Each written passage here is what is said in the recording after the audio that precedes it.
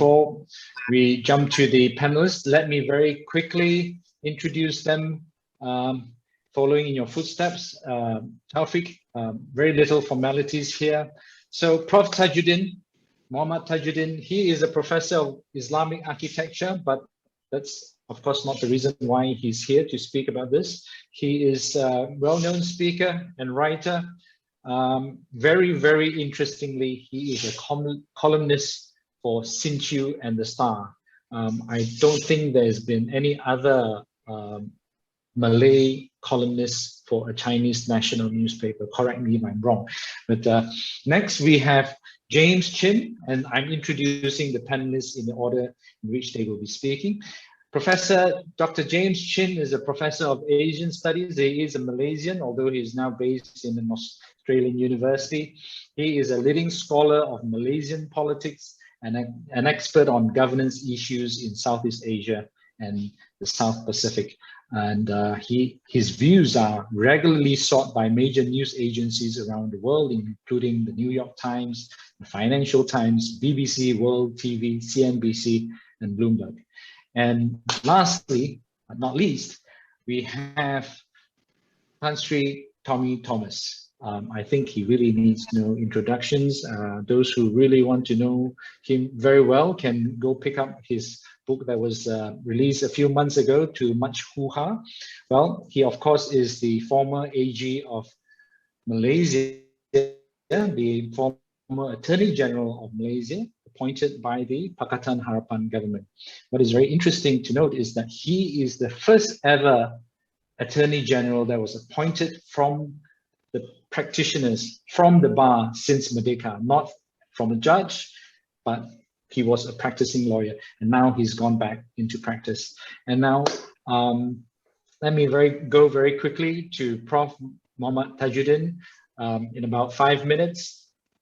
The floor is yours. Bismillahirrahmanirrahim. Assalamualaikum warahmatullahi wabarakatuh. Salam sejahtera to all friends and colleagues here.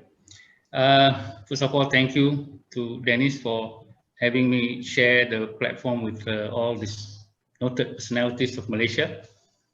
My article that hopefully will be published by Sinchu on the 16th of September is called Building a Parallel Malaysia, because I don't see any hope in this Malaysia. Okay, and the fact is that what Dennis has said, I'm glad he said it, sums up the issue that we have in this country. Umno may not have any vision, may not have any leaders, may not have credibility, but my money is on them to sweep the election GE15 with PAS. The last time PAS was just trying to break the voters, but now these two with Ketuanan Melayu, and now the most dangerous of all, Ketuanan Islam, will be the four. Now, why I'm saying that this is so is because when I look at the WhatsApp group of my colleagues who are professors, educated people, I see a lot of religious statements, a lot of religious concern, a lot of concern only for Muslim. There is not one iota of concern for non-Muslim. When they want to collect money, I can see that they only collect for Muslims. And these are the intelligentsia, so-called, for the Malaysia. Now, we are in a situation that has no bottom, in a hole that has no bottom at the moment. And tomorrow I will be giving a speech at the Rotary Club where I will outline what I think is my idea about building a parallel Malaysia and how then I would plan an engagement to the present Malaysia. We need a real strategy, and if you want a battle strategy for GE15, I will also outline that, but also in another article, which will be a big surprise because the unthinkable will have to be thought. I don't want to say it now, but the thing that we need to actually sit down and really do so is because of the danger of this alliance between UMNO and PAS, that will have a great impact. Now, I'm going to spend just a little bit of my time that is left for my speech. I agree with Dennis in his statement that these are the problems, and mainly the Islamic issues or the issue of religion, extremism is coming to the fore. But I disagree with him in the sense that we put a blame on the politician. You see, because politicians simply play on whatever the masses or the people are already there. And I take the position in my article on building a parallel Malaysia and said that real change can only come when we ourselves change. Now, I put the test, a very simple test in my article in the Star to the Prime Minister. You can solve the problem of unity senang saja, I said, if you want to solve it. Just spend one night in Lee Kuan Yew's home and have dinner and breakfast with him. You don't have to like him. You don't even have to agree with whatever he says. But spend one night at his house. I challenge him. And I know he wouldn't take it. Okay? And let's challenge Hadi Awang to spend a night at Dennis' house. I'm sure Dennis will welcome him. All right? But itu saja. You don't need billions of dollars. Close down the Ministry of Unity. Close down all the research centers on unity, which doesn't really do anything, you know, except produce journal papers. And coming out with all these things. So unity is simply a spirituality that transcends the bounds of religion, race, and lifestyle. One needs to understand that this, what I call global spirituality, is simply being human.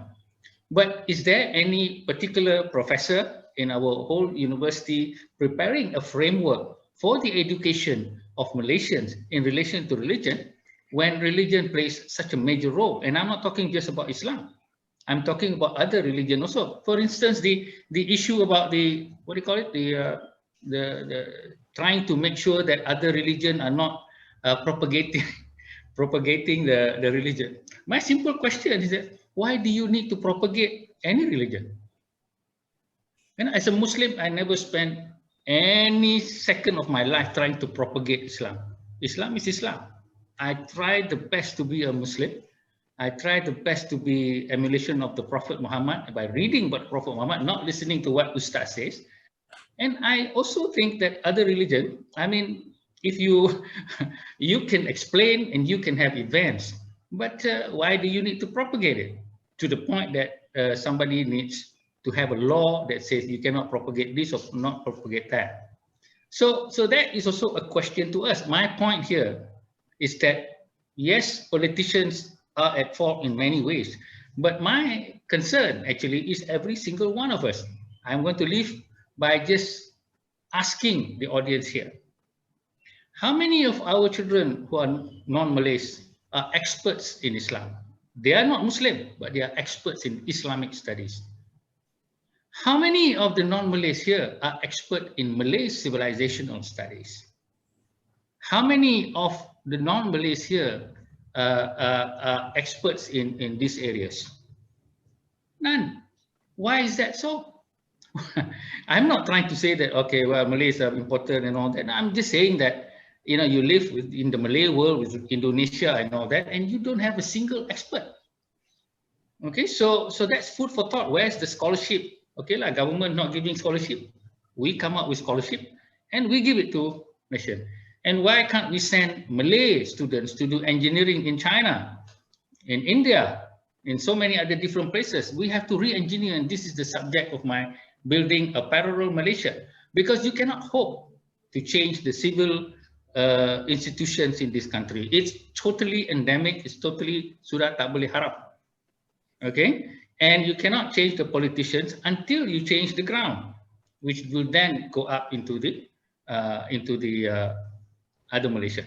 Even if we win for some reason GE15, the same problem will still persist, because the foundation of who we are as a family, as the idea of a global spirituality that I said, it's not there with us. We expect things to change by just institution pressing that button, that button. Sorry guys, it doesn't work that way.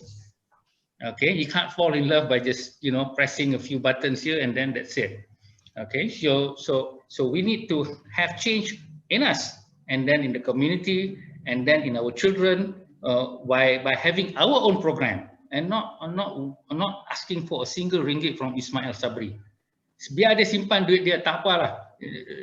God will account him nanti.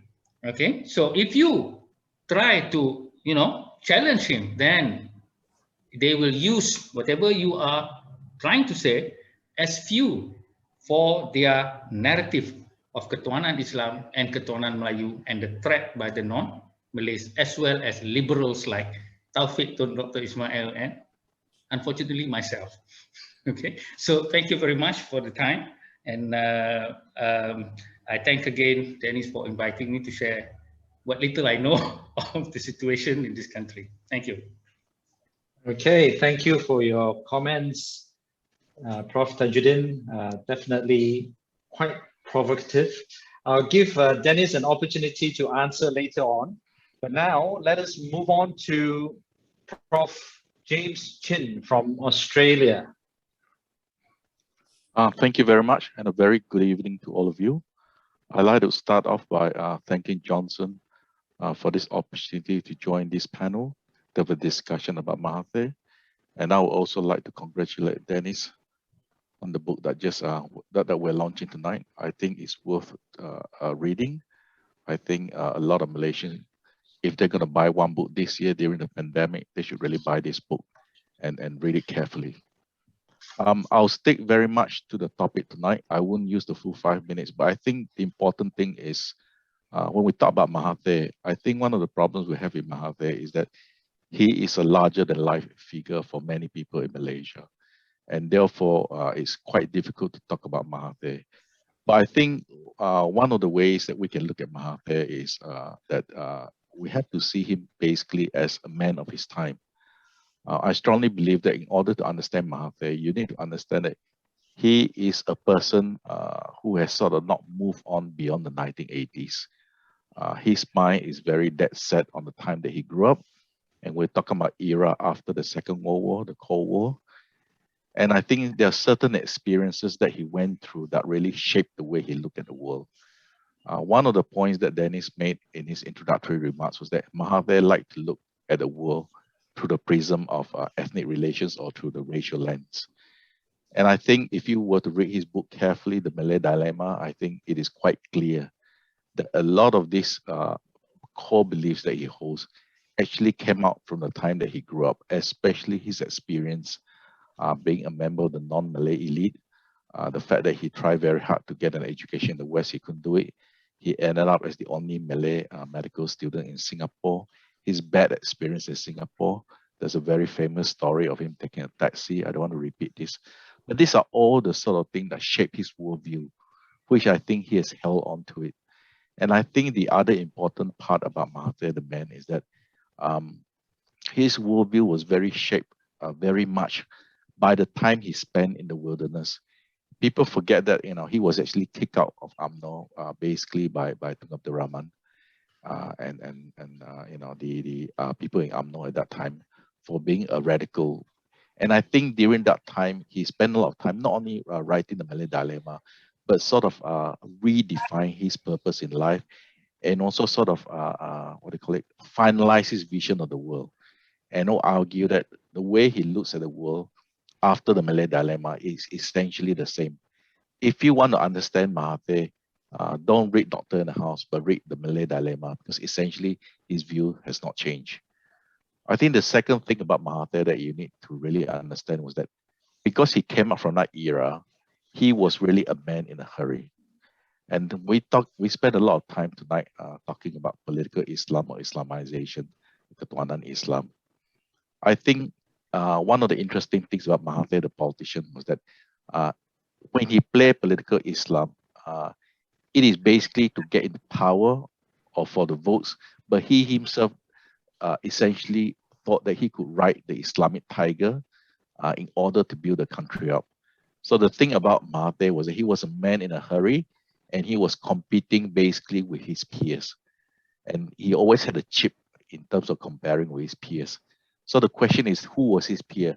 He always saw himself as a larger than life figure. In other words, Malaysia was too small for him.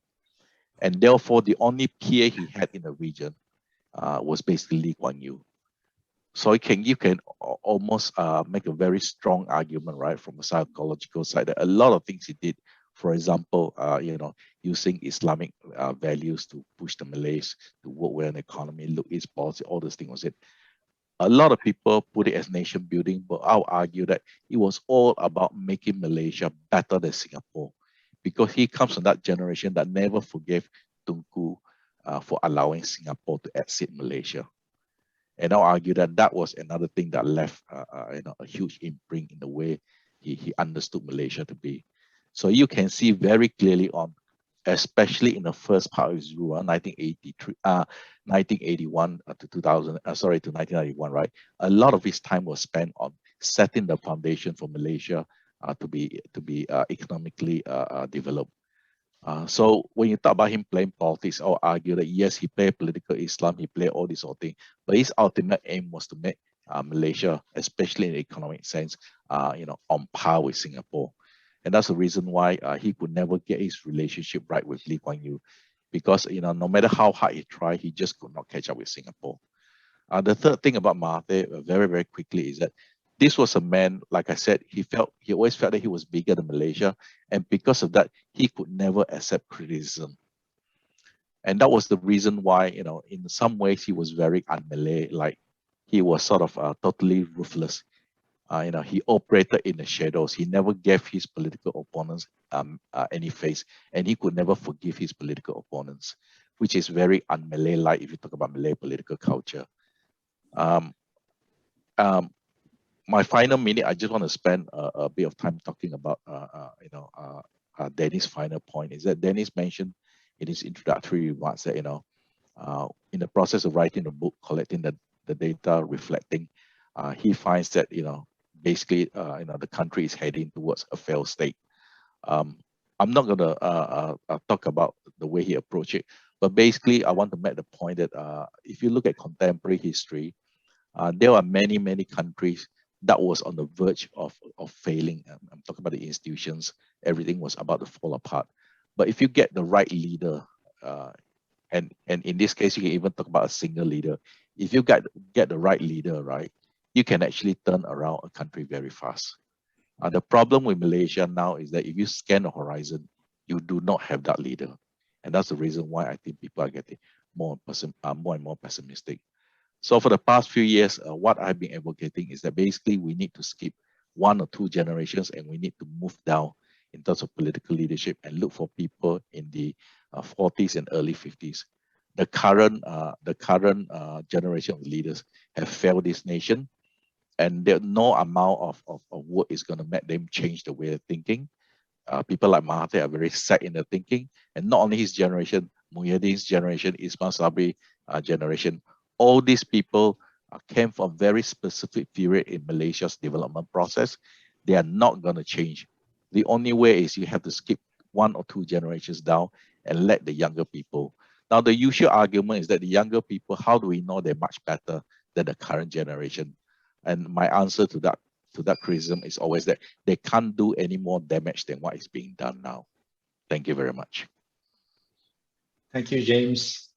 Yep, I'm glad you came back to the topic about what next for Malaysia towards the end, but I'll follow up with you a bit shortly. Now, let's hear from Tan Sri Tommy Thomas. Mr. Moderator, ladies and gentlemen, can I start by paying tribute to Dennis for this great book? It's an outstanding contribution to modern Malaysian history. It's a true work of scholarship.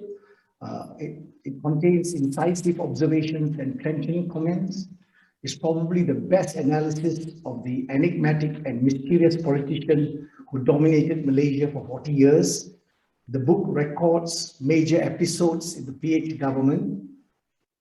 I think future historians will acknowledge Dennis's work as an excellent first draft of history, which is the highest compliment a contemporary writer can receive. So I would highly recommend everybody buy and read it. Now, can I turn to the topic, which is UMNO's revival? What next for Malaysia? The starting point is that the core fundamental feature of UMNO is that it is a party for the majority Malay race. In 1951, its first president, On Jaafar, recommended opening membership to other races. That was decisively rejected, and he resigned. For 75 years, UMNO has championed the communal struggle.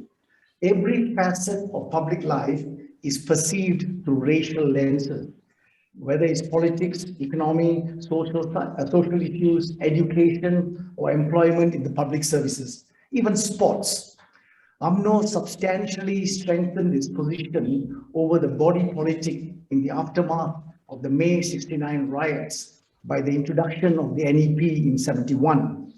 After the Iranian Revolution of 79 and the entry of Anwar Ibrahim, I think in 83, into Dr. M's first cabinet, UMNO began to take its strongest opponent for Malay support, PAS, on the religious front. So the drive to Islamization, which Dennis deals comprehensively with his book, resulted in UMNO emerging in the early 90s as the predominant Malay Muslim political party in the land, well eclipsing PAS. UMNO possesses certain identifiable features which contrasted with other political parties of long standing, whether it's the Conservative Party in the UK, the Republican in the US, Congress in India, LDP in Japan, PAP in Singapore. First, like revolutions devour their children, UMNO devours its leaders. Say for Razak, Abdullah Badawi, and Najib Razak, all its presidents left UMNO, many to form other political parties. Secondly, UMNO's predominance in our national landscape has been so overpowering that it has convinced thousands of public servants over the decades that UMNO is synonymous with Malaysia. What is UMNO's interest is in the national interest. Thirdly, this interchangeability between UMNO and the nation state was best demonstrated by the ways and means UMNO attacked the PH government within weeks of UMNO losing political power for the first time in May 2018. UMNO effectively used the racial and religious card, culminating in the holding of the Malay Dignity Congress in October 2019, and the Sheraton move in February 2020, which Dr. Mahathir claimed was the primary reason for his resignation and the resultant collapse of the PH coalition government. Fourthly, this synonymity between the political party UMNO and the nation state destabilized the Mohideen coalition, and upon its withdrawal of support, that government too collapsed. Fifthly, UMNO's entitlement as the ruling party in our political firmament was clinched when the current Prime Minister took office. One of his first public steps was to welcome to the PMO his predecessor, who had been convicted and sentenced to 72 years imprisonment. Therefore, Mr. Moderator, your title that UMNO requires a revival is not factually correct, is based on a wrong factual premise. UMNO only suffered a temporary setback in GE14. It is back in full harness. UMNO is successful, durable, and resilient. Any politician or political party that underestimates UMNO does so at its peril. There are, however, two practical constraints to UMNO's continued dominance of the political sphere. First, with the emergence of Bersatu, Pejuang Muda, and other parties joining PAS, Amanah, and PKR, UMNO's share of the Malay vote has been reduced and will in the coming election. It is a much more crowded environment. UMNO's support now hovers around 50% of the Malays in Peninsula and in Sabah. Non-Malays and Sarawakians continue to vigorously oppose UMNO. Secondly, and this is more important, Malay voters may decisively reject UMNO in GE15. Employing the racial religious card is of no use in governing the state. PAS's lengthy administration of Kelantan is a classic example of mismanagement despite championing the religious cause. But the better and more current illustration is the terrible incompetence and misgovernance since the middle of last year by the two governments in which Umno has played a key role. Their handling of the COVID pandemic has been disastrous. We are nearing 2 million cases and 20,000 dead. Millions of unemployed struggle to put food on the table. Cash has dried up. Companies are insolvent. Individuals are bankrupt in the millions. And they include thousands and hundreds of thousands of Malay voters. Thousands of businesses have been crushed. Social, economic, and health crises engulf Malaysia. Mental illness has never reached such heights. Therefore, I conclude, if Malay voters reject UMNO in the droves, because as Tawfik said, this is a Malay government, in droves in GE15, because of its pathetic track record in government, UMNO will be soundly defeated. There is still hope. Thank you. Okay, thank you, Tan Sri Tommy Thomas. Your prognosis of UMNO still being dominant and it was a temporary setback, that is quite scary. Now, I would like to use that cue to pose this question to Prof. James Chin. Now, bearing in mind, yes, we are very much grateful to Dennis for writing the book, and there's a lot of focus on Mahathir, but now we want to also look at what next for Malaysia. So now there's this point that, you know, so many countries, Asian countries, especially Indonesia, Taiwan, Japan, South Korea, where they had a dominant party ruling for so many years and then they lose power. But it seems that they take a long time before democracy really sets in. James, what do you think is happening today, and how long before we will see a similar move towards democracy, the kind of democracy that we are all looking forward to? Thank you very much, Moderator, for that question. That's a really important question. I'll start off by saying that one of the problems we have in Malaysia is that we throw away words like democracy as if people really understand what democracy is. The reality is that Malaysia has never been a democracy. Even back in '57, when Malaysia became independent, Malaysia has never been a democracy.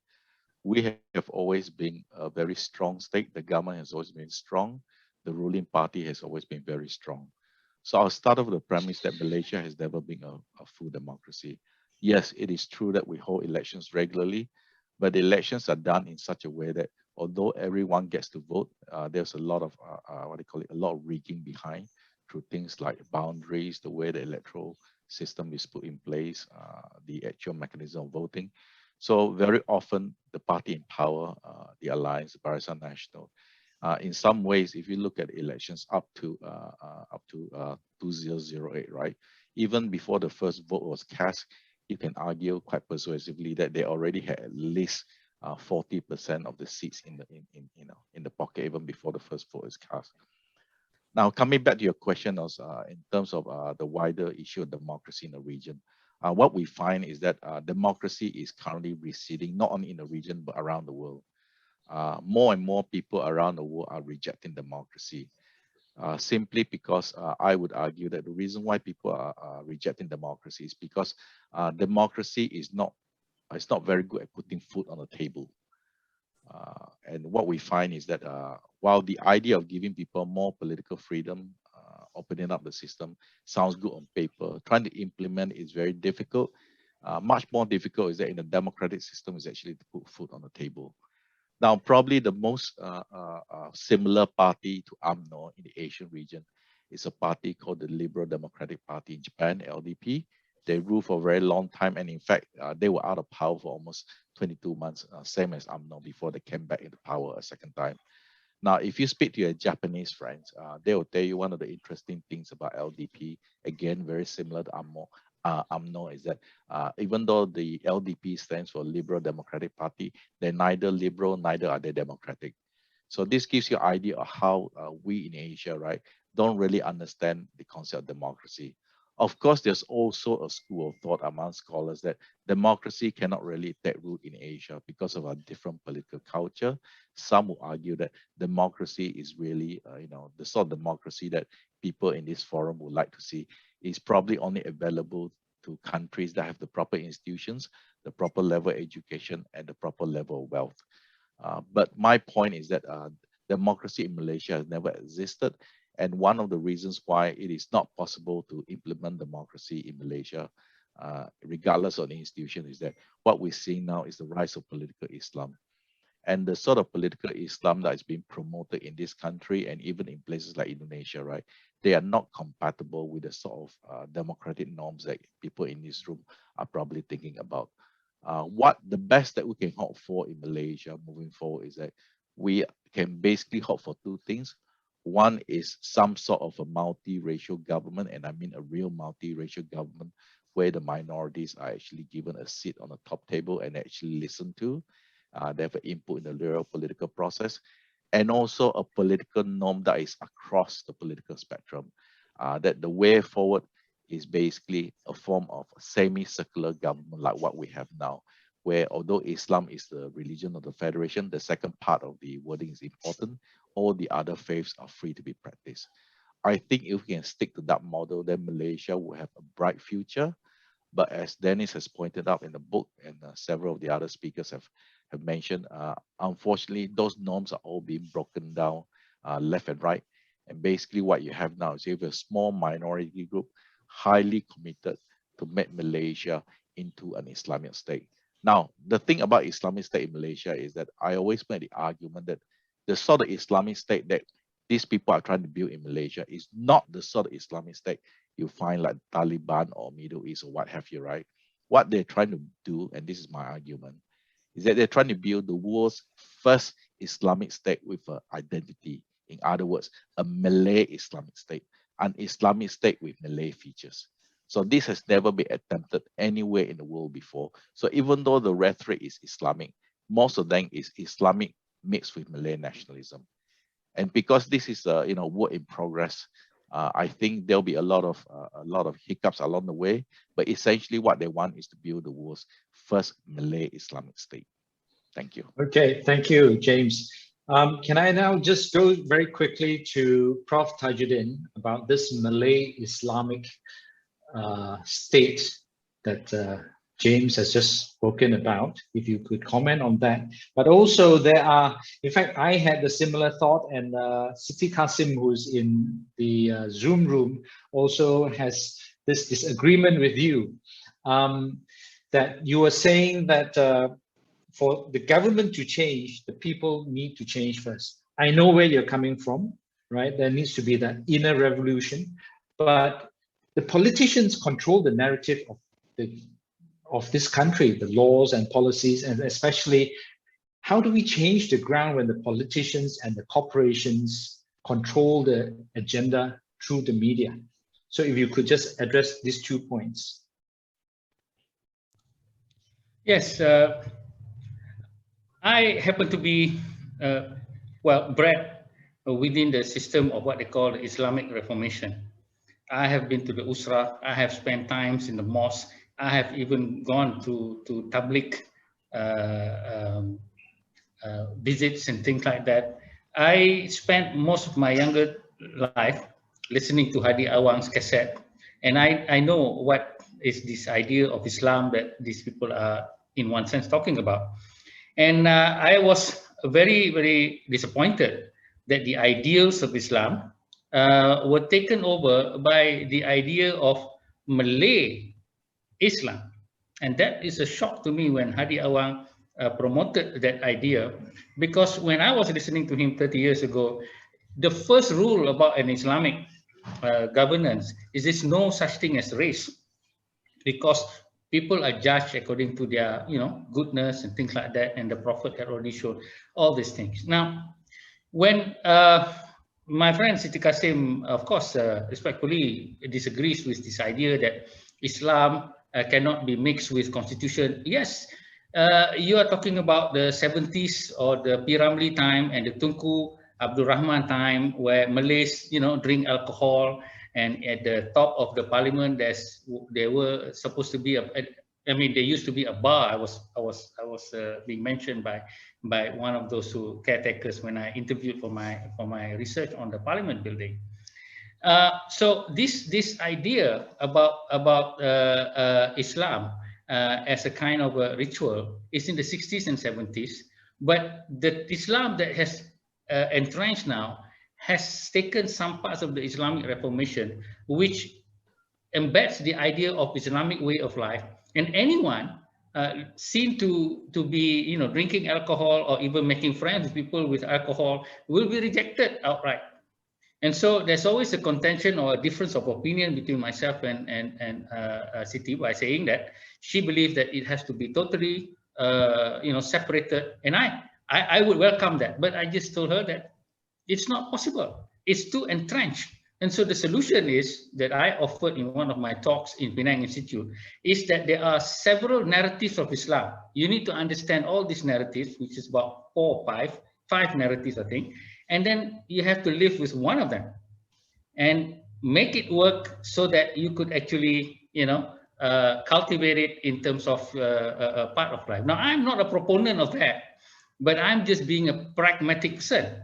If we were to revert back to 1970s or 1960s constitution, I have no problem, because I have a different understanding of spirituality than most of my Muslim counterparts. Okay, but the idea of what I wanted to do is like the Islamic Renaissance Farooq Musa, by saying that secular government, but then you having Islamic values. That is very difficult to be achieved because of the entrenchment of what is called the Islamic Reformation. Now, the Islamic Reformation with Abim and Ikram and Anwar Ibrahim, they showed that they wanted to have a social revolution, but they didn't say anything about politics and changing the constitution. Now, that part I don't really know much, but I do know that under the Islamic Reformation, part and parcel of it was to change the constitution into the Sharia. And this is maybe the difference between some of the movements of Islamic reform. Point is, you got to live with Islam. You have to choose the narrative that is more in line with what we have as a multiracial country. Now, that is the way that I can see. But if you're going to fight against the idea of Islam, then that is where I said that GE15, PAS and UMNO, hands down, will win, because people in civil society is going to fight against it, and this will be used as fuel to fuel the Malays. And I have seen the so-called Malay intelligentsia. You can just look at the media. How many professors spoke against the Perikatan Nasional when it came down, and then it came back up? How many professors spoke against the destruction of the shrine in Kedah? If you don't have the so-called intelligentsia, saying something about the idea of freedom and having a fairness or justice to most Muslims is only for Muslims. I'm sorry to say that's how I've seen the WhatsApp groups, and I'm just shocked. I mean, for me, justice is for all mankind, but I'm in the minority, and I can quote all the hadith and all the Quran, but the Malays will still say this guy is a pro-DAP. They just dismiss it just like that. Okay, and these are so-called PhD holders, and say Ala Tajuddin tu orang DAP. It hurts, but I've grown and said, okay, well then we'll just have to do a parallel Malaysia. Forget about these people. I'm not going to waste my life trying to justify what I say or even to argue against them. Thank you, Prof. Tajuddin. A few of the speakers have mentioned the Constitution, and I want to take this opportunity to go back to our former Attorney General, Tommy Thomas. Right? He'll be the perfect person to ask. Do you think the federal Constitution as it stands today is in itself an obstacle to reform in this country, with all this hijacking of the Islamic agenda by the Malays and what has been written by Dennis? What do you think? Well, the Constitution since 1957 has really been disregarded. It's just left on the shelves. And when it suits the politicians, they pay lip service to some of the concepts. And so I would say that however wonderful it was as a document when it was crafted in 1957 and accepted by Malaya, it is really not a relevant factor in the decision-making process. So if you ask the decision-making elite in Malaysia, when they are making decisions, whether they are politicians or civil servants or whatever, for the public service, do they take into account the Constitution in their decision making? The answer would be no, sadly no. So I would say that for purpose of this afternoon's discussion, no use talking about the Constitution because it's totally lip service, symbolic references, window dressing, not the substantive part of the Constitution. Thank you. Wow, that's very painful to hear coming from the former AG. Now, let's try to look at things a bit more positively. Could I call on Tawfik to answer this question? Now, using the words of Tunku Abdul Rahman, who is quoted by Dennis at the end of his book, what do we need to have and to do to make Malaysia a haven of peace, harmony, and happiness? In your opinion, what do you think? I think first element that we need to regain is trust among the communities. And trust means even at the very smallest level of families.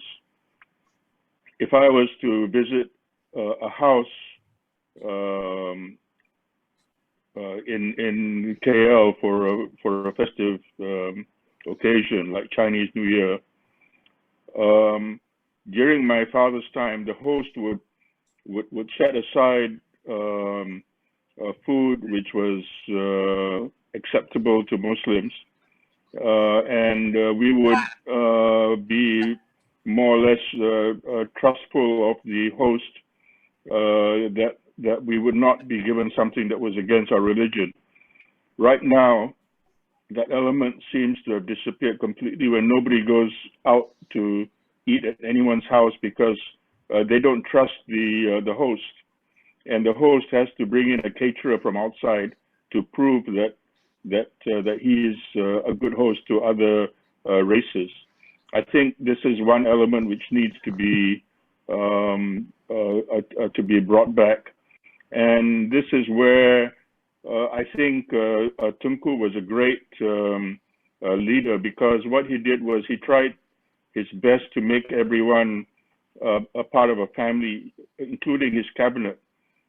He insisted every week that after cabinet meetings, a minister would host lunch for the rest of his colleagues.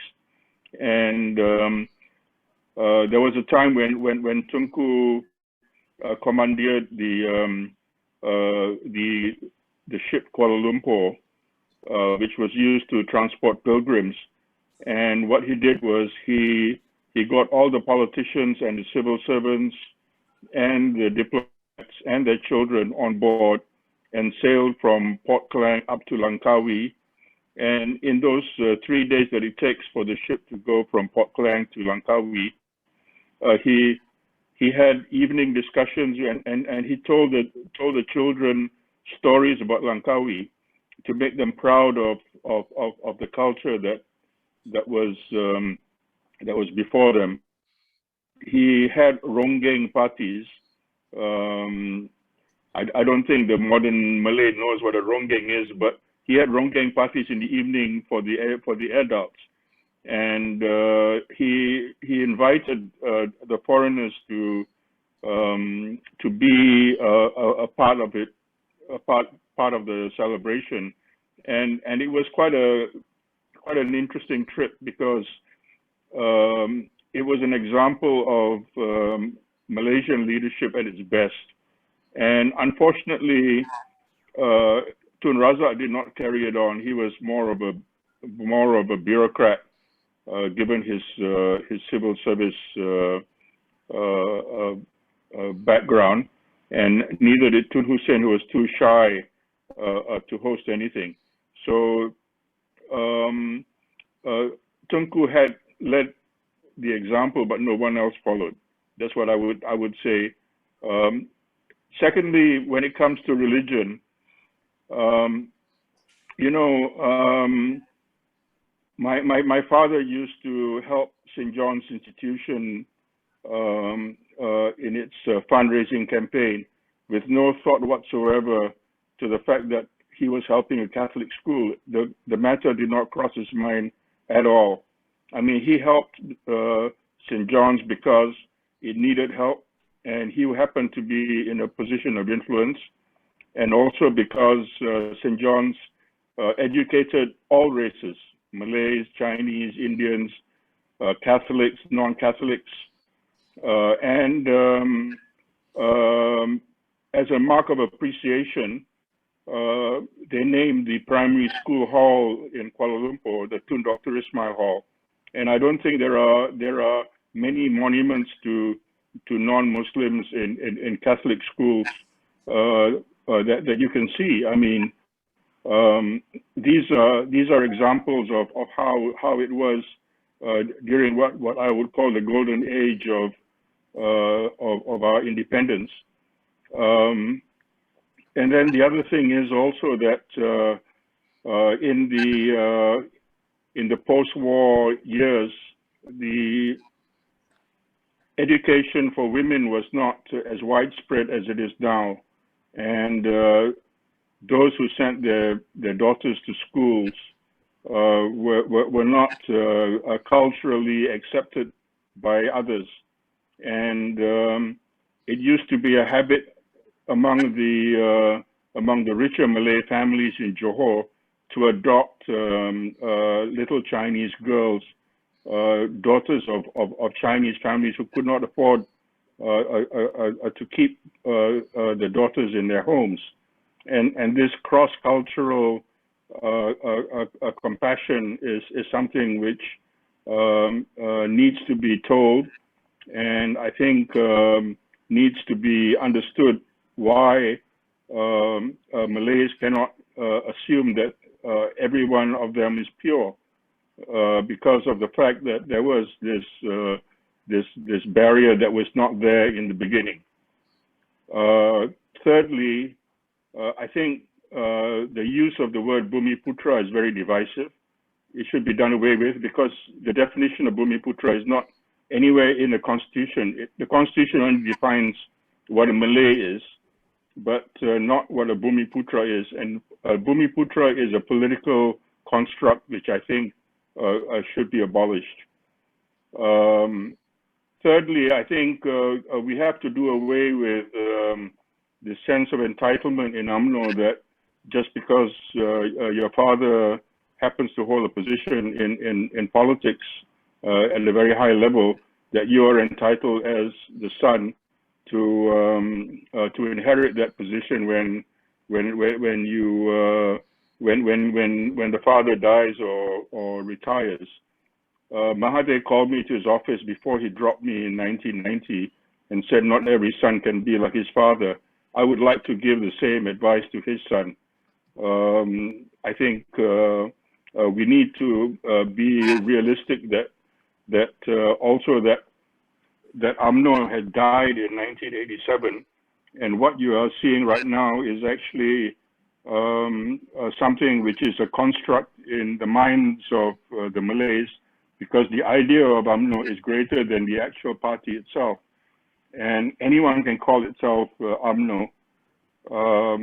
And the reason why UMNO held the ground before was because it did not try to represent all Malays. It only represented the Malays that were interested in forging a partnership with other races, and it was a party that was tolerant of people who were not as Islamic as people in past would like.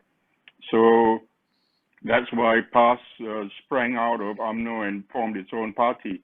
And I think knowing that UMNO has died, what you need right now is another party to represent Malays like me and Tajuddin, who hold a very different view from what UMNO feels Malays think like. Because to be quite honest, as Tajuddin had hinted, the Malays have left UMNO, and Mahathir himself had hinted that UMNO does not have the same support for the Malays, from the Malays as it used to have. And I think these are the points that I would like to make in answering your question. Thank you, Tawfik.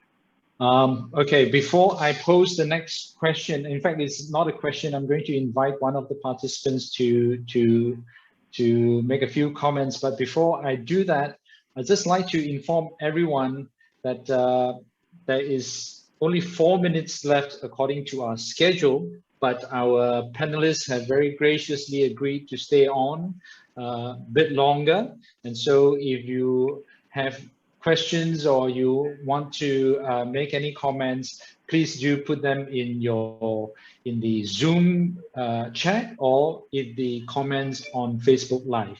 So right now I'm going to go to another Malay, and now it's Siti Kasim, just to give Siti an opportunity to respond to some of the things that were said earlier. Thank you very much, Jonson, to give me this opportunity. I just want to say something about how I see and what is the problem in Malaysia right now. Yeah, we all know the parliament is the heart of the country. The politicians, you know, they set laws and policies, and they head over many of our government agencies and everything. So they decide everything, what goes on and what cannot go on, basically, in Malaysia. So I disagree that basically that the rakyat themselves have to change. Yeah, of course we have to change, but you know, it is not as simple as that, because we are all very different, and mostly we are what we are because of nurturing from small through families as well as from schools, education and everything. So therefore I said, what we see now is the product of over 30 years of indoctrination of what being a Malay and a Muslim in this country. Okay, so this is the product what you see, and hence the politicians are using it to the maximum in manipulating these people, believing that they are fighting for their religion. So as I say, politicians control all of our government, department and agencies. There are no separation of powers, basically. Yeah, they instill what they want. Hence, what you see now amongst the people, especially the Malays, they have been brainwashed via all the government vehicles, i.e. schools, media, and the likes. These are the problem. They are the problem, the politicians. We also do not have courageous leaders. Okay, this is a big problem in Malaysia. To challenge what is deemed as sensitive areas, when these sensitive areas are the problem, which is using religion and race. So I agree with Tan Sri Tommy when he said that, you know, when they make policies or anything like that, it's because they don't actually care what our constitution says. And the problem is because no one challenged them. No one challenged them to actually say, hey, when you set this policy, is this in line with our constitution? No one dares to challenge them. And who can challenge them? These are the politicians. This is why I harp upon that we need courageous politicians. We need strong politicians with credibility, integrity, and all that. But we don't have many in our parliament right now. The ones that we have, they are kind of obligated to their political parties. They will say yes to whatever their bosses say. I mean, this is proven. even though they are good MPs, but they cannot go against their political parties. This is a problem in our country when our politicians, when our MPs actually cannot actually decide through their conscience. They have to follow what Anwar Ibrahim said. They have to follow what Zahidi said. They have to follow what Lim Kit Siang said. They cannot actually vote based on their conscience. This is the problem with the political parties. This is why, you know, we need to actually change the mindset of the people that don't rely on political parties. You must actually vote the person rather than the political parties. I know it's not easy, but we need to find the root cause of the problem. Yeah, and the root cause is our government, our politicians. They are using Islam and the race as their political tool, and this is not seen, yeah, by the Rakyat. So just one more thing about Professor Jim's idea about younger leaders. As I said in the chat box, younger leaders will be the same if they come from the same mold. Okay, until and unless we change our education system, we will still produce the same kind of leaders. Thank you very much. Thank you, Siti. I think one clear point that really comes across is this. I think all Malaysians need to realize that people or Malaysians of other races are not the enemies. It is the unscrupulous politicians that are the enemies here. Now, okay, there is one question from P. Gunasegaram from The Vibes. And this question is actually posed to all the panelists as well as Dennis. And this is the question. How do you see Malaysia 20 years from now? What will change that outlook? Let's start with Dennis. Thank you. It's hard to look at the future. But one of the things that I noticed as I was doing a lot of research for my book is that actually we are not a banana republic. There are so many brilliant minds at work looking at all the areas, all the problems that we face. We have done incredible studies on education. You talk about corruption, there's no end of bodies and people who are specializing and looking at it and studying it, and brilliant ideas. In every area, national unity, all the areas. So there's a tremendous corpus of knowledge, information, studies and proposals. But all this goes nowhere because at the top of the pyramid sit this group of people who devised this system, who created this system, who profited from this system, and were determined to keep it going for as long as possible. And so we end up spending hours and hours talking about what we should do, what must be done, what needs to be done, but it all goes nowhere because, as I said, at the top of the pyramid sit this group of people. But we are not completely helpless. I think that every Malaysian should study the federal constitution. It may not be a perfect document, but it's all we have. And so we should study it, and we should insist on our rights. Every Malaysian, not just non-Malays, but every Malaysian should insist on being treated as equal citizens in this nation of ours. We must take the time to make our views known. We must politely but firmly, but the idea of the sensitive subjects, or we don't want to offend people, we don't have to be offensive, but we have to speak truth to power.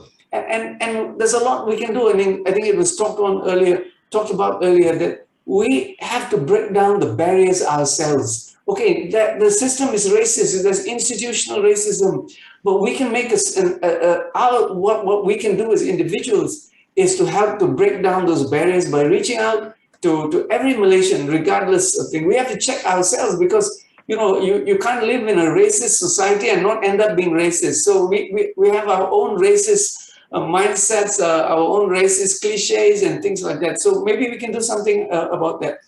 And then we must challenge them in the courts. I'm just exhilarated. I'm thrilled that a group of mothers recently challenged the way the citizenship laws are being applied in the courts, and they've won a victory today. That's what we must do. Every time we see our rights being infringed, we must challenge them. And people like Siti Kasim and Tommy Thomas and all that have taken up some amazing cases and challenged them. And that's what needs to be done. And vote. You know, we must never ever give our vote again to any corrupt, racist, or incompetent politician ever again. If we vote for whatever reason for any of these guys, we have no right to complain. So I don't know. The future, 20 years, depends on what we do going forward from here. Thank you. I agree. The future depends on what we do today and whether we are aware of what is happening and do something about it.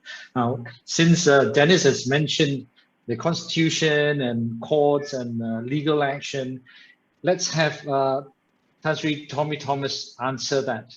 How do you see Malaysia in 20 years from now, and what will change that outlook?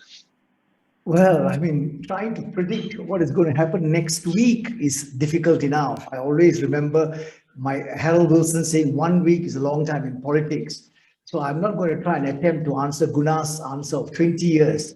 What I would say is, drawing on the themes that have popped up this afternoon, I would start by saying I agree with James that we are not a failed state, it's a failed government. We've had 2 or 3 failed governments. The state is there. Malaysia as a country is still there. Gunung Tahan is there. Our trees are there. Our animals are there. All those things, our assets are there. It's just we've had bad governments.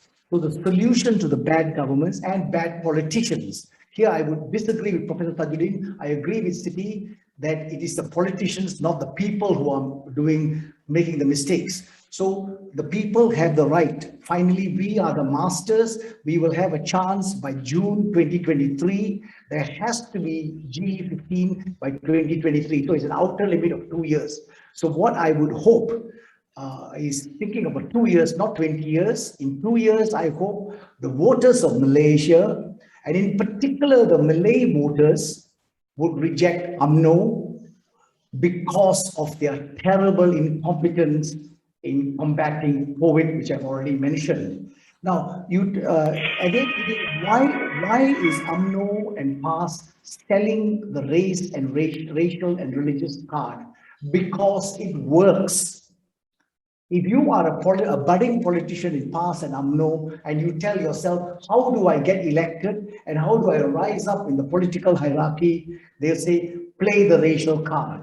When it becomes a hopeless tool, when voters reject it, by inflection of time, it will be discarded. So I have the only way to have hope is to have faith in our voters, that they will turn up and vote against all these corrupt politicians. And I dare echo with what Dennis said. So I still harbor hope, despite the failed governments we have in a wonderful country. Thank you. Thank you, Tan Sri. Now that you mentioned the GE15, I would like to put the spotlight on James. Could you answer the same question, but perhaps also take it from where Tan Sri Tommy has said there might be hope in the GE15. What do you think? Will there be a comeback from Pakatan Harapan, or what's in store for Malaysia? Okay, so your original question is what is Malaysia going to be like in 20 years time? Correct. And like Tan Sri Tommy, I would say that it's impossible to predict, simply because we're living in a time where political upheaval is the norm now. So people keep forgetting that, you know, prior to 2018, right, people can't even imagine a change in government without May 13, a repeat of May 13, racial rights, what have you. But now in the space of basically slightly more than 3 years, we have 3 different governments, peaceful transfer of power. So you really can't predict beyond, say, 1 year ahead. My take is that it's more likely than not the elections will not be in 2023. It'll probably happen next year, simply because I think between now and then, UMNO will spend all this time trying to destroy Bersatu. The analogy I like to use is that, you know, in the so-called Malay political establishment side of things, right, you can only have one tiger. So right now there are two tigers on the mountain, only one tiger will survive. And if you look at the way Umno treats another tiger that's trying to take over the mountain, basically they just devour it. So I think we're more likely to see an election next year than say 2023. Now, having said that, I think the way it works is that unless we get a clear winner next time around, the next general election, right, we will be in a sort of a period of prolonged political instability.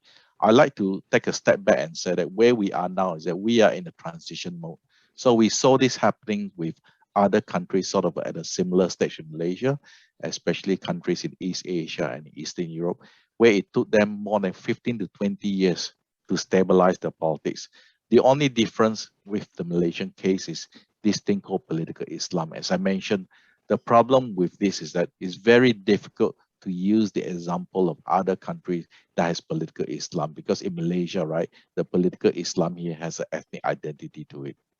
So basically, the bottom line is that, you know, what we really, if all of you are thinking of a profound change in Malaysia, right, what we need to undergo is a really traumatic event, something equal to the level of May 13, when everybody in the system wakes up and said that we can't carry on anymore. We need to rebuild from the ground up.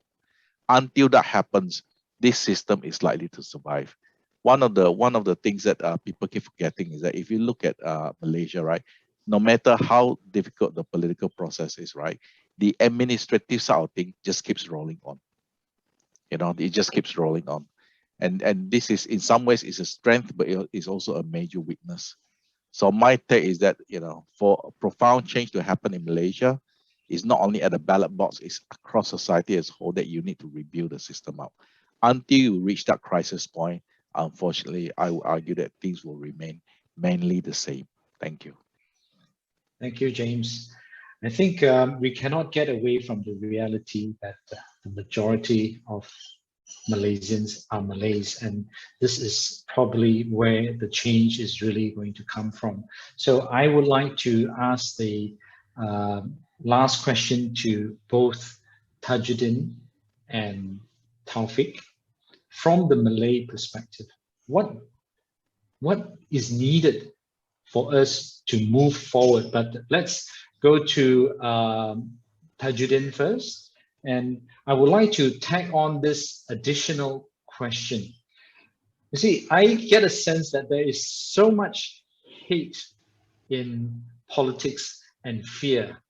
If I may just borrow from our 1990 Visit Malaysia year slogan, to know Malaysia is to love Malaysia.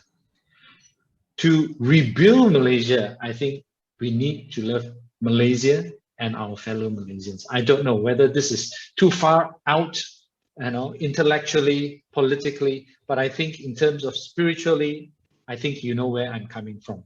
Tajuddin, what's your take on that? Well, to me, this is a very easy question to answer. What will happen 20 years down the road?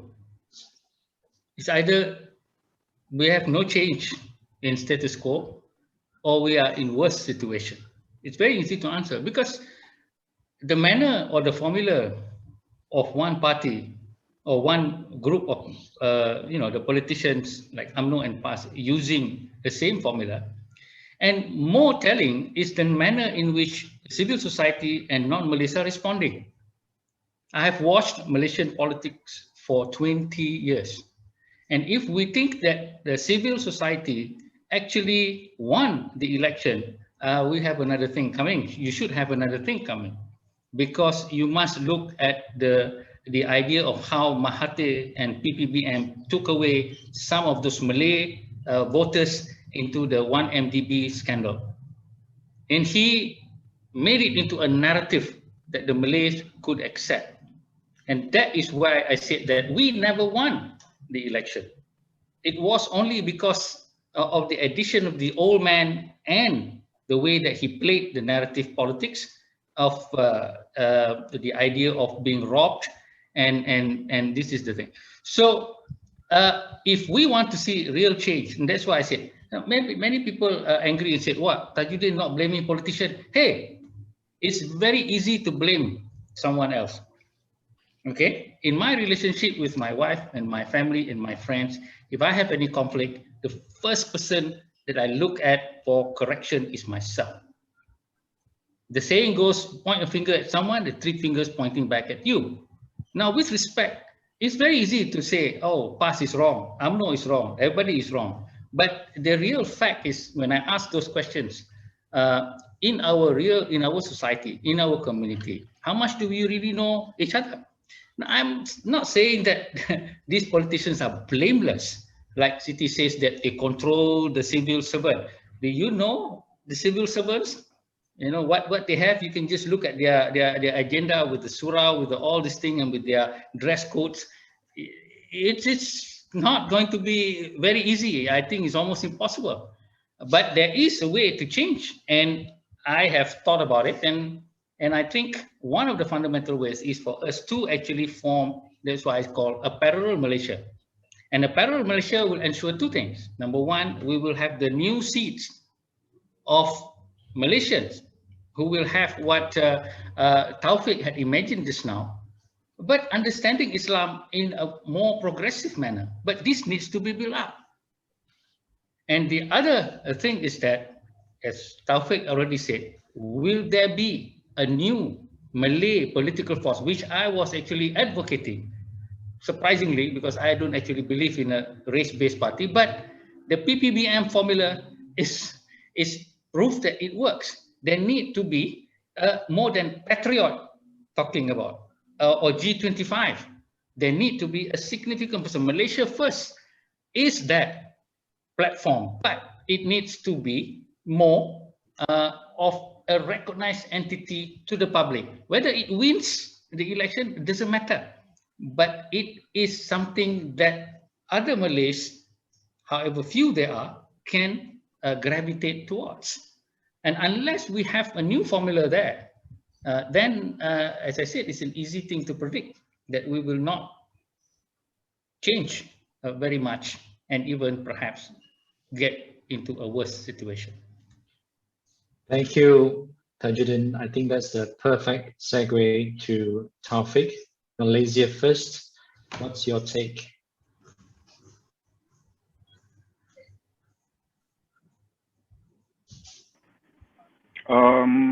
Thanks. I think in 20 years' time, I'll be 90 years old, young enough to become the Prime Minister here.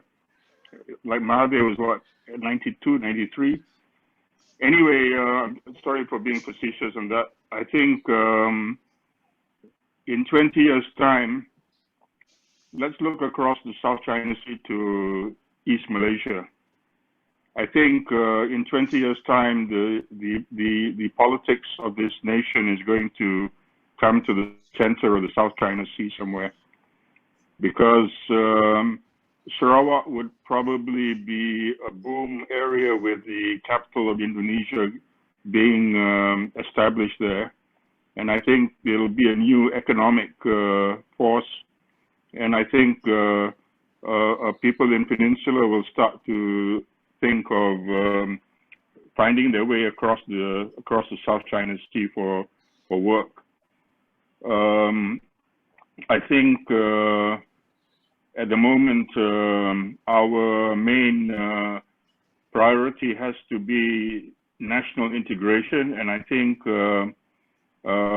we need to put our arms out from across the Malayan Peninsula to Sabah and Sarawak, and try to incorporate some of the lifestyle and attitudes that they have over there in our poor state here in the peninsula.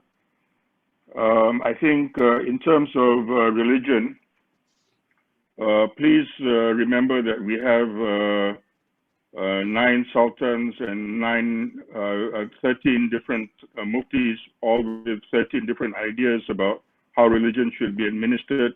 So I don't see any big threat of a unified Islamic uprising of the right wing to make us all live in fear. I think it'll cancel each other out.